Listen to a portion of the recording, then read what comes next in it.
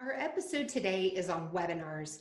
And if COVID-19 has found you with all of your trade shows canceled, you might be thinking, wow, it's time to start a webinar program, or perhaps you've dabbled in webinars, but you're looking to get better.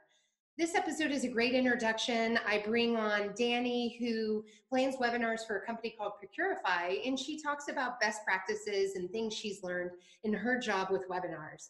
So this is a bit of an introduction, a lot of great best practices within this short episode. And then if you want a deeper dive, definitely pick up my book, Content Marketing Engineered, where I have even more information about webinars. Let's get started. Welcome to Content Marketing Engineered, your source for building trust and generating demand with technical content. Here is your host, Wendy Covey. Hi, and welcome to Content Marketing Engineered. On each episode, I'll break down an industry trend, challenge, or best practice in marketing to technical audiences. You'll meet colleagues and industry friends of mine who will stop by to tell you their stories. And my goal is that you leave each episode feeling inspired and ready to take action. Before we jump in, I'd like to give a quick shout out to TREW Marketing. TREW is a content marketing agency based in beautiful Austin, Texas, and serves companies focused in technical industries. For more information, visit trewmarketing.com. And now on with our podcast. So today I'm joined by Dani Hao. She's the head of community and events at Procurify, and she's also the host of a podcast called Spend Culture Stories. Welcome to the show, Dani. Thanks, Wendy, and I'm super happy to be here. Well, Dani, before we jump into our topic, why don't you tell us a little bit about your background in content marketing and what you do today at Procurify? Yeah, for sure. So it's a pretty long story, but I'll keep it short. So I actually started my career in B2C. So I used to be a copywriter and a PR intern. So this was like way back in the day. And then after doing, PR and copywriting for quite a few companies in the B2C space, I then decided to start my own content marketing agency. And this was for small, medium-sized businesses within the local, BC region in Canada. So I joined Procurify actually in 2017 after, I was kind of a little bit tired of working for myself and having to work remotely. Ironically, now I am again as head of communications in 2017, where, I was in charge of their 20 million Series B, which was really exciting, and their influencer marketing and guest blogging program. And, today my role shifted a little bit more now where obviously I produced a podcast called Spend Culture Stories as part of our content strategy. And I also lead the event marketing efforts where we do in-person and online events. So online events as in, both webinars and also virtual events where they're a little bit more, interactive. You know what? Your job is near and dear to my heart because one of my first roles as a professional was as an events coordinator, and I planned all the trade shows and seminars and conferences. And then, and this will date me, when the internet came along, all of the traditional medias, such as events and advertising and PR, adopted their online counterparts. And so webinars became my responsibility as well. So I've been producing webinars since the 90s and am a huge believer in this channel. So I'm so excited we're talking about this today and Nice. how to maximize this channel and make it work for you. Totally. So let's just dive into the topic then. I know you've found webinars to be a great lead generator. So why do you think that is? Yeah, so let's just talk a little bit more about timing right now since it's super relevant. COVID-19 has really, reduced conferences and in-person networking events. I think all the major conferences, at least in tech in the space where I am, have all been canceled, and people still want to be able to network. People still want to be able to level up their knowledge in particular fields. And now that there's an urgency surrounding those challenges when there's a downturn, right? So business professionals are like, oh my God, what do we do now? How do we learn from other people when we can't meet in person? So that's where, online events, where webinars really come in.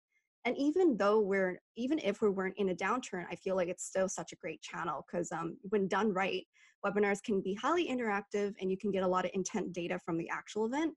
And you can also tell whether people are engaged depending on their responses to polling, for example, and also having like a clear lead follow-up journey. So there's a lot of, hidden opportunities there. Well, I'm glad you brought up intent data and that sort of thing, because oftentimes, high level, I focus on, wow, look at the cost per lead difference between a physical event and an online event. That's And true too. yeah, but Yeah. then there's all these other things that you can measure that really are different than a face-to-face event too. So yeah, the technology's changed quite a bit. Let's talk about how to optimize the actual webinar experience if you're a company looking to either improve or put these on for the first time. So one of the first things you might think of is what should I stage a webinar about, and what types of speakers should I include? So let's talk about that. Yeah, for sure. So I don't see webinars any different from any other types of pieces of content. So you got to really ask yourself, like, what is the goal of this particular piece of content / webinar? So is it to really just bring awareness to your brand, or are you trying to really help the audience solve a particular problem that they might have? Or is this more of like a product related webinar where you're showing, the value of your product or service in a way that is really actionable for them to really want to buy your product? So there's different, obviously, types of webinars, and you have to think about where in the content funnel does this fall. So I can talk about a little bit about like 3 main types. One is, obviously the awareness building webinar. So this one is normally about like industry trends, having a few influencers talk about their opinions in the space. Another type is when you want to bring awareness to a problem. So obviously with COVID-19 and a downturn, at Procurify, a lot of us are talking about control in the crisis, cash flow, how do you plan for the future? So that's like super problem aware, and that allows people to realize, oh, we might need a solution to these problems. And that leads to the last funnel, right? Where how does your product actually solve problem X? Yeah, the urgency of a situation like this definitely lends itself well to webinars. And you can spin them up so quickly to address those problems that are pressing or new in the news. So great point there. How about speakers? What types of people are good at being a presenter on a webinar? Is it any different? Yeah, for sure. So I like to look for 2 types of speakers. One being, more the analyst side of things. These people normally are really good at interpreting data. They already know what's kind of going on in the industry. So they're kind of like the industry know-it-alls, so to speak. And then another type of speaker that I love getting are just the very passionate influencers. So these people may not be experts, but they're really great moderators. They're really great hosts, and they have a huge network. So once you kind of involve them in the webinar and, you involve them as a partner, they're also more willing to share them with their brand, and you can really have a partnership that really is a win-win for everybody. Boy, perfect. And I would add to that also, a lot of times for TREW marketing clients, we'll have co-marketing opportunities with, say, a solution provider and a product vendor. And so it's nice to co-produce a webinar where you have a speaker from each and you leverage both databases and, of course, credibility from both companies to strengthen a message. Totally. Especially, the sweetness of like a lead sharing program. They love that, Absolutely. How about promoting your webinar and getting people to attend? What tricks do you have up your sleeve for that? Yeah, so you kind of actually stole one of my responses, which is if you have partners on board, definitely leveraging their channels. So depending on like who you have on board, whether it be an individual or maybe like a company sponsor for the webinar, making sure that you set expectations early on. Like, hey, how much reach do you have with your social media? How big is your email list? Are you able to send, let's say, 1 emails or 2 emails? You can obviously, talk about that a little bit. So with your partners' channels, first of all. And the second part, obviously, is like the earned media. So this is like, for example, if you want to pitch it to a few publications, especially when this is like a trending webinar, right? Where it's like, oh, what should we do with the downturn? Sometimes journalists will actually mention that, where they're like, tune into this webinar to hear from influencer A, influencer B, that gets you some press. Or there's actually a lot of event listings online too. This is really for more of the trade publications where they have like an event section. You can get your events listed. We work a lot with like, the startup space. So there's this really good startup digest called, I think it's called Startup Tech Digest, where they have like local newsletters for each city. So we actually submit them to each city because, it's online, anyone can join. And we get a lot of clicks from that. Nice. And then I assume you also email your own database and do promotion on, social channels and kind of the traditional things you would do to try to reach out to people. Absolutely. And, I think like one under leverage channel actually is making sure that if you are a B2B company, for example, if you have like a BDR sales team, these are like, people who normally cold call, including like the webinar and upcoming events when they're actually talking to prospects. Because, people don't usually want to get the pitch right away in that first call, right? They want to kind of know what the problems are, how you might be able to help. And it's really great to just offer that as a value add, right? Hey, like, it was a great conversation. Maybe you're not ready to buy. We have this webinar coming up if you want to check it out. Very good point. Now, you mentioned event listings, and so it made me think of another question. You have a live webinar, and then you have recorded webinars that are just available on demand. What advice do you have to companies that are trying to decide which is best for them? Yeah, for sure. I would definitely recommend like a mix if possible. For the live webinars, you can definitely, again, get that intent data when you're running polls, for example. You can see how many people answered like this versus that, and maybe you want to segment that list depending on, how many people registered and attended. But with the on-demand ones, the hidden opportunity there is just content redistribution and reworking it. So with every single webinar that we do, that's like, on demand, we've done it in the past, that's live. We also translate that into, for example, podcast episodes, maybe like infographics. We also do quote cards with the influencers that are featured. So this really gives us like basically so much content to really share for the rest of like a few weeks. So every time you do like a content piece, I think it's really important not to treat it as like a one-off, but like as part of a program. Repurpose. When I'm sitting here thinking, wow, I haven't gone from webinar to podcast yet. I haven't. So that's a new idea for me. Thank you. No worries. Great. And then sometimes I know companies will employ something in between, which is the on-demand, or I'll call it a pre-recorded webinar that's staged live, and the Q&A is live. But sometimes this is used for companies where the speakers are just kind of want to have it perfect. They're nervous about presenting. And so you get that presentation recorded ahead of time, but you still have the interactivity as if, it were live and questions answered. So anyway, for those of you working at, technical companies and your engineers are feeling very shy, you can consider door number C.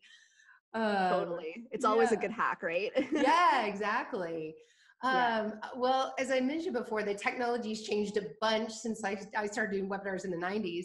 So talk to me about engagement and some of the cool new tools out there that you can use to just make this webinar more dynamic.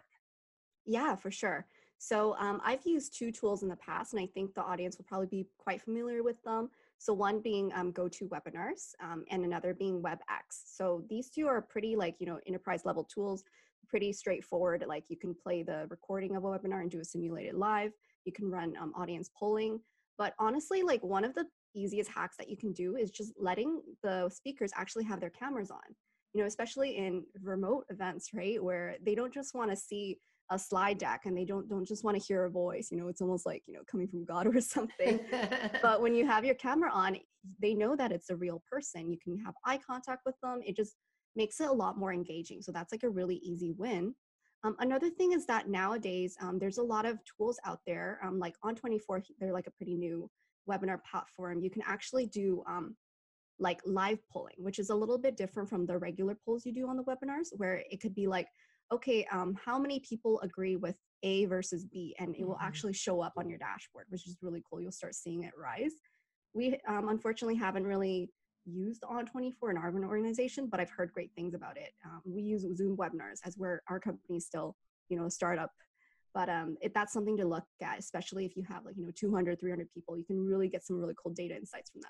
Yeah. On24 is a great platform, and GoToWebinar also, I've used the polling feature in GoToWebinar, and if you have enough attendees, then you have a nice sample set to actually quote statistics that you gathered during that webinar in future blog posts and other places. So another benefit too. Totally. So how do you know whether or not you did a good job with your webinar? What are some key metrics to watch? So that's a really fair question, because when we first started with these webinars, like we were measuring the wrong things. So I'll talk about first, obviously the vanity metrics. So people normally think registrants, like that's the most important metric. And obviously it is important because it shows, is this actually a topic that people are interested in? But it's still a vanity metric, right? Because how many people actually ended up coming to the webinar? And from that, how many people were actually qualified MQLs for your business? I don't know if your listeners use the terminology MQLs, but basically they're marketing qualified leads. They're within your ICP, they're within your buyer's persona, and they have some sort of intent to them. So after you get the list of leads, like the raw list of registrants, you want to see how many people actually engage within the webinar as attendees. And depending on the platform that you use, you'll see the percentage of like the engagement, right? Where some people, they might jump off halfway, or they might just leave it on, but like go do other things. Right. It will show you like 70, 80%. And those are the people then you want to really go back to them, where it's like, oh, what did you think? Get their opinions on it. You could also look at, for example, whether they've participated in a poll. And sometimes we would do a poll where it's intent driven, where it's like, are you thinking of switching a solution, a procurement solution in the next 2 years, for example? And if they mention yes, then we know these people are probably more ready to buy compared to the ones that said no. So you can segment your final attendee list as well. Another thing that I look out for is when we send the recording of the webinar to all the attendees, and we usually send some other resources, just deeper dive into certain topics, and just watching who clicks through on those resources, who engages further after the webinar. Absolutely. Another good buying sign. Totally. Yeah. And I think like attributed pipeline too, right? Where you've done your job as a marketer to bring all these great MQLs in, but will they actually, convert, right? And obviously when it passes on to sales, that's not really technically your role there, but if they actually attribute to the pipeline, it means that you've done your job bringing the right people. Absolutely. That definitely equals success. Yeah. Is there a minimum number of attendees that you would say is there a bar or some sort of benchmark that people can use for B2B? Yeah, for sure. So I'm getting a little bit vulnerable here. The first webinar that we did, we literally only had 10 attendees, and we had maybe 40 registrants. And obviously that was a great learning lesson, but honestly, it's still a win. 10 people were there. 10 people were online for the entire time. They answered polling. The great thing about webinars is that the attendees won't know how many people are there, but the organizers will. Exactly. So it's not really, that big of a deal. Obviously, there's learnings you can come from it, right? So what we did was we looked at where the problems were. Was it because the topic was not relevant? Was it because of our distribution? Was it a distribution problem? Or was it because, we weren't actually doing a good job actually like increasing the attendance rate? So we started looking at those different places where normally people will get stuck, and started optimizing those, and slowly they started climbing up. Great. We try for, and I appreciate you throwing out numbers, because it depends on so many factors, of course, business size and audience and how niche your topic is. But I think some things you can look at. So we always try to, okay, can we get 50 in? Okay, we got 50. Can we get 100? We get 100. Can we break past 100? And, and so you'll understand, I think, each of you individually from your own databases, and whether or not it's co-marketing, where that, what that threshold should be that you call successful. But like you said, and did we retain them? They actually attended, but how long did they stay? And did they click through? And all these things that we talked about previously, it really makes up the full picture of whether or not it was successful, not just that registered number. Totally. It's also consistency, right? Like, I think if you only run like one webinar, and then the next one you run is like in 3 months, your lead database is just kind of like waiting. They're like, oh, when's the next one? But then you don't give it to them. How are they going to be able to stay engaged? How do they know if this is like a program that they always want to be a part of, right? So it's important. Absolutely. Well, gosh, this is great advice on webinars and for somebody to get started. Let's switch gears real quickly. I would love to hear more about your podcast. I can't wait to go give it a listen. So again, it's called Spend Culture Stories. So what is it that you focus on? Yeah, for sure. So this is a little bit out of the left field, I think, for a lot of your listeners. But basically what we do is we want to tell the vulnerable and challenging conversations when people, organizations, and money meet. So we talked to a lot of CFOs, a lot of accounting leaders, founders too, in earlier stage startups, on how to actually best manage your cash and also your organization. Because, when people kind of work within organizations, there's always some culture conflicts, and also the culture of the company really comes from the top down, right? but we think that there's a subset of company culture called spend culture, where it really kind of encompasses the beliefs of the employees within your organization on how they actually spend resources and money. So in order to actually be able to come up with the coherent strategy and get your employees to follow it, how do you actually manage cash is super important. So that's what we talk about in the podcast. Boy, that resonates to me for a couple different reasons. One, I used to work at a large organization that definitely had an articulated strategy for how you spend. And there were all these anecdotes that were passed down about how executives handled certain expense report items. And so there was a lot of conversation around it. And I never thought of it as a cultural thing, but now reflecting back, it certainly was. And then, of course, with the dot-com boom, you had the opposite sort of, instead of watching, maybe pinching pennies, you had, people buying everybody at a restaurant lunch or drinks at the bar. Exactly. Because they IPO'd and had fake money for a while. So lots of different cultures there. Totally. And that's something really interesting, right? Like we sometimes get people from the more traditional industries to talk about, okay, why is it so important for every employee to have to jump through hoops to get the budget that they need, versus talking to a VC-backed startup where they're like, well, it's not about the money. It's about what are you trying to do with it, right? So you definitely see these different beliefs come into play. Interesting. Well, we have part of our listener base are executives, technical executives. So I think they're probably listening pretty closely. And of course, I own my business, so I need to take a look as well. So where can our listeners go to connect with you and to see some examples of your webinars? Yeah, for sure. So you can go on procurify.com. In the resources section, we have a lot of our on-demand webinars on there as examples, and we have some other ones coming up too that are listed in our section there. So that's procurify.com, procurify.com. You can also check out the podcasts at spendculture.com. It's pretty easy to find. And yeah, feel free to also connect with me too. I'd love to hear about how you guys are approaching webinars and also your lead generation. Let me know if I can help in any way. Great. Thank you so much for being here today. Thank you so much, Wendy. This was so much fun. I love nerding out about content marketing with people.